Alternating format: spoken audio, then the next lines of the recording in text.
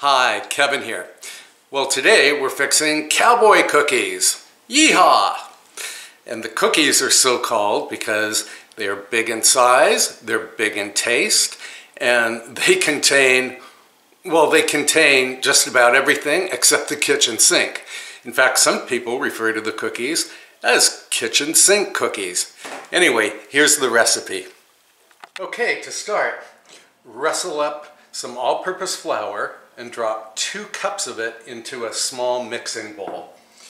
Then add 1 1/4 teaspoons of baking soda and a 1/2 teaspoon of salt. Give them a whisk. Okay, now we can move on to the butter. All right. The buttery cookie dough starts with 1 cup of room temperature butter. I'm using unsalted butter.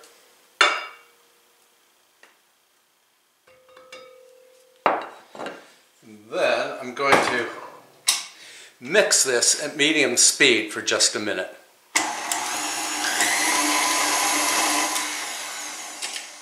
Okay, then add a 1/2 cup of regular granulated sugar. And we're going to beat this at medium speed until it becomes very fluffy. This will take, about 3 minutes, so we'll come back. Okay, the butter and sugar look soft and fluffy, or light and fluffy. So now add 2/3 cup of either light or dark brown sugar. I actually have a combination of both light and dark right here. Drop that in. And then beat, for about 2 minutes, just to incorporate the darker sugar. All right, now add 2 large room temperature eggs, 1 at a time. I'm going to start these at low speed. With 1.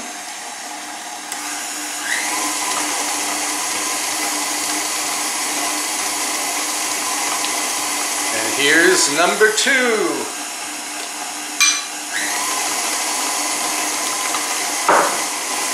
Okay, now I want to scrape down the bowl, just to make sure none of the butter is sticking or clinging to the sides of the bowl.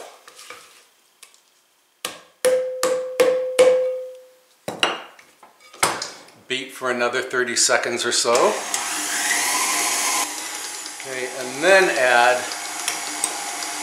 1 teaspoon of pure vanilla extract. This is my own homemade extract. Very good.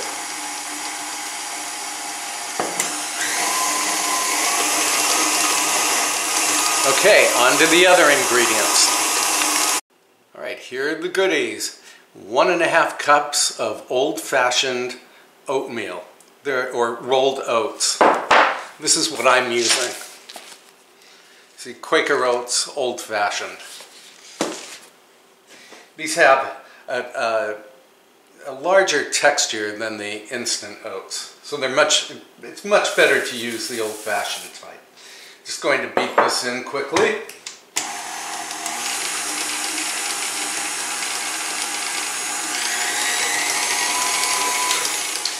Then add 1 cup of slivered almonds. And if you don't like almonds, you could use pecans. They're actually traditional for Cowboy cookies. Or you could use chopped walnuts or chopped hazelnuts, whatever you like. I happen to really like slivered almonds. So in they go. And I'm just mixing at medium speed now. Next, add, how much coconut is this? A 1/2 cup of coconut flakes. These are unsweetened flakes.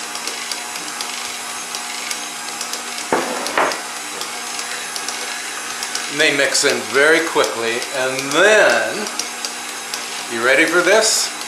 Going to add 1 cup of semi-sweet chocolate chips. If you prefer bittersweet chocolate, go ahead and use it.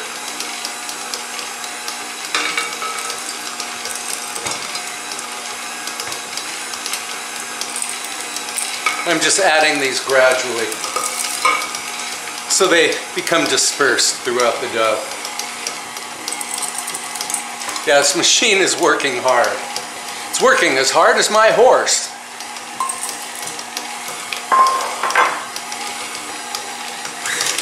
Okay, now I'm going to add the flour mixture. And I'm going to add this, just a little at a time. Half cup or so at a time.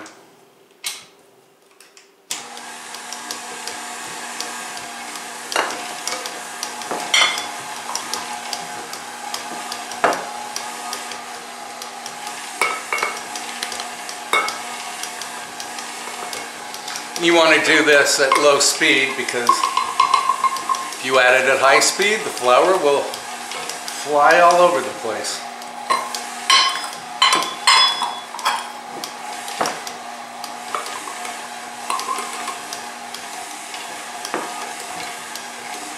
I can add the remaining flour.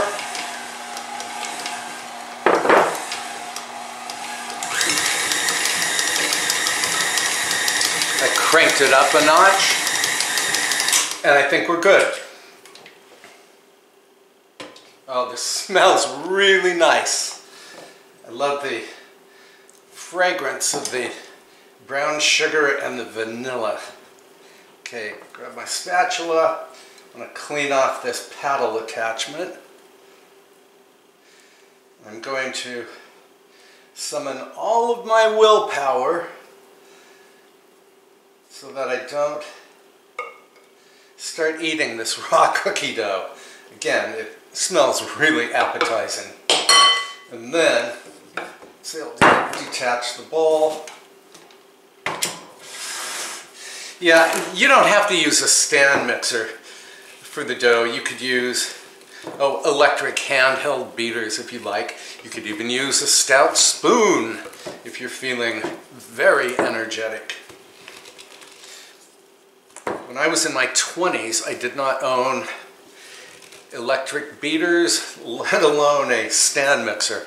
And I made lots of cookies, and I did them all entirely by hand. I always used a heavy wooden spoon to cream the butter and sugar, and then to beat in the flour and any other ingredients. It always worked. Okay, and then let me grab my cling film. Yeah, I'm going to cover this with cling film and then pop it in the refrigerator, for 30 minutes to 1 hour. The cold dough will be very easy to handle. Okay, we'll be back. Now, you may have noticed that I added the flour mixture last. That's because I'm using a heavy-duty stand mixer. But if you are making the cookies by hand, then add the flour mixture before you add the rolled oats and the almonds and all that other good stuff. And when you're ready to bake, preheat the oven to 350 degrees Fahrenheit and make sure the rack is in the center of the oven. Okay, see you in a flash. Okay, so my dough has chilled. So now we can form and bake the cookies, at least some of them. So what I have here is a little bowl of water. And Cowboy cookies, as I mentioned earlier, are large cookies. They're Texas size. So you want to use a 1/4-inch ice cream scoop to scoop up the cookie dough, or you could use, let me grab it,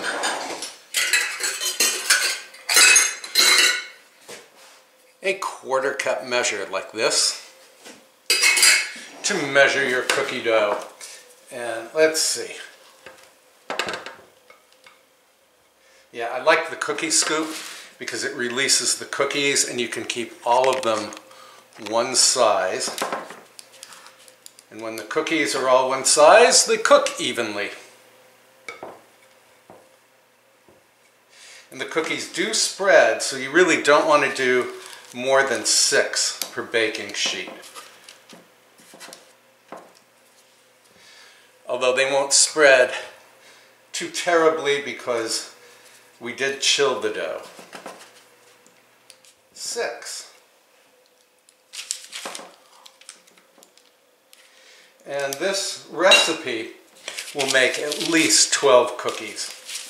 Okay, now what you want to do is dip your knuckles in the water and then slightly flatten out the cookies.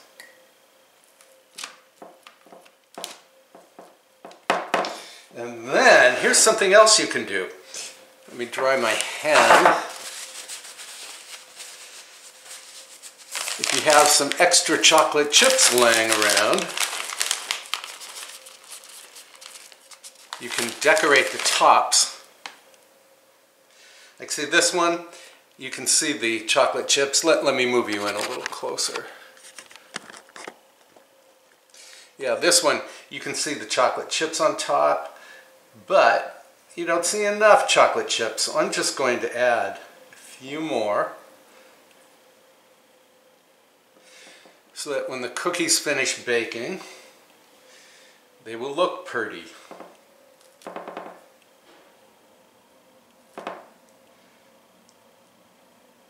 Yeah, I'm just adding 3 chocolate chips for each cookie. You could even push some of the nuts you're using into the cookies so that those are on top. After all, we eat with our eyes. So you can make these cookies look really attractive. Extra attractive. Cowboy attractive. I don't think I ever wanted to be a cowboy, but I know I always wanted to eat cookies. Okay, these are ready for the oven, and I'm going to bake them for 12 to 16 minutes, or just until the edges color and turn crisp and the inside is soft. Okay, we'll be back.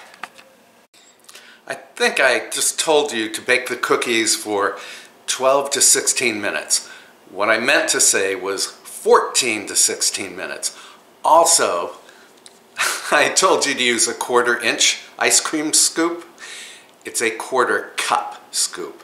Okay, I need a cookie. I'll see you in a minute. All right, the cookie's baked for 15 minutes. And I don't know if you can see, but the edge has colored and turned crisp, but the interior is still soft, and that's exactly what we want. I really like the looks of these. The chocolate chips are nice and glossy, and well, they're like chocolate rhinestones on our cowboy cookies. So I'm going to let them cool on the pan on top of a wire rack for about 5 minutes, and then I will transfer them to the wire rack and let them cool completely. Then we can have a taste. All right, it's time for a taste.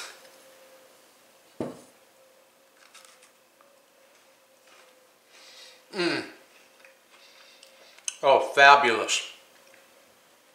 I don't know if you can hear the crunch, but the edge of the cookie is definitely crisp.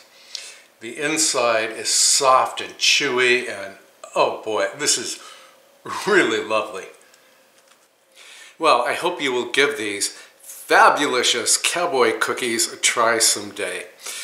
And I will post the list of ingredients in the description box below, and then in a couple of days I will put the printable recipe up on my website. And I hope you will subscribe to this YouTube channel and tap the little bell icon to receive notifications. And please post a comment below. Let me know if you too are a fan of cowboy cookies. And if you've never tried them, you must.